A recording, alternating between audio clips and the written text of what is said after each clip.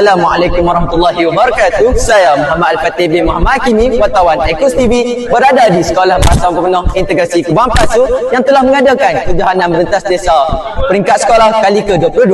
Mari kita saksikan.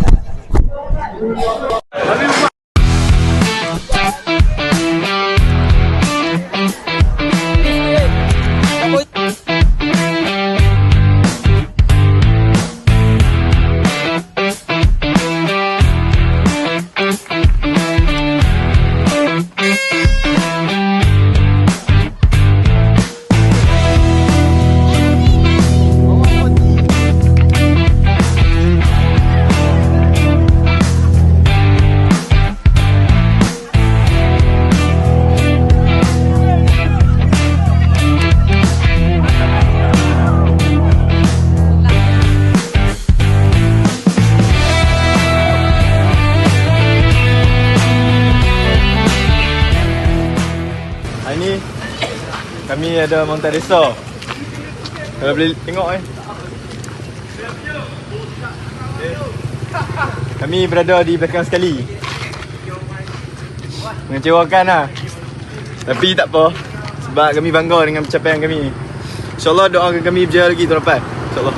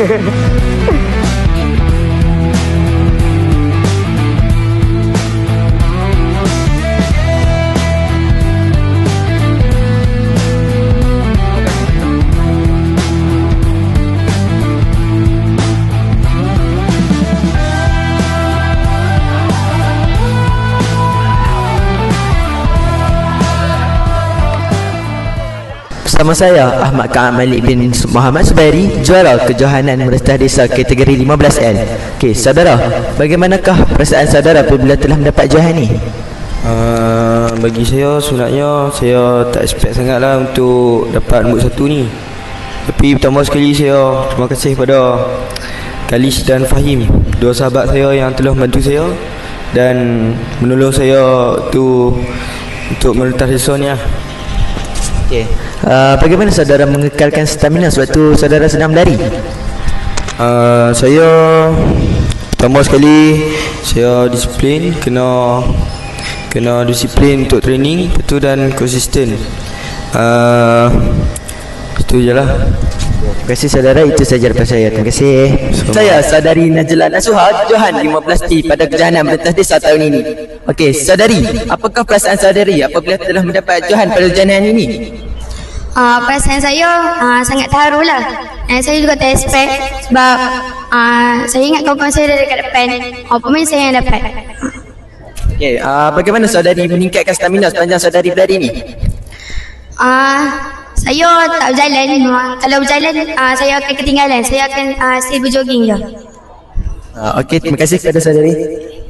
Saya saudara Haziq Iman, johan kategori 18L Sekolah Perasaan Penuh Integrasi Kebun Pasu. Okey, saudara, bagaimana, apakah perasaan saudara bila telah mendapat johan ni? Perasaan saya sangat gembira kerana telah mendapat tempat pertama dalam kejohanan merentas desa ini.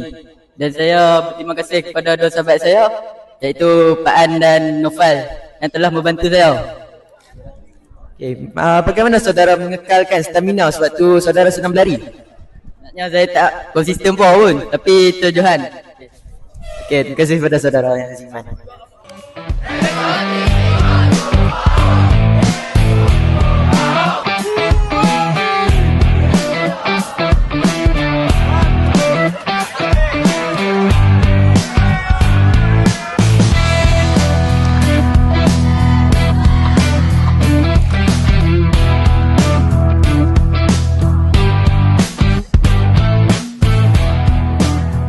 Jadi disitulah kesudahan kejohanan merentas desa peringkat sekolah berasam penuh integrasi Kubang Pasu. Diharapkan semua murid-murid dapat memupuk semangat sikap kesukanan dalam diri masing-masing. Assalamualaikum dan selamat tinggal.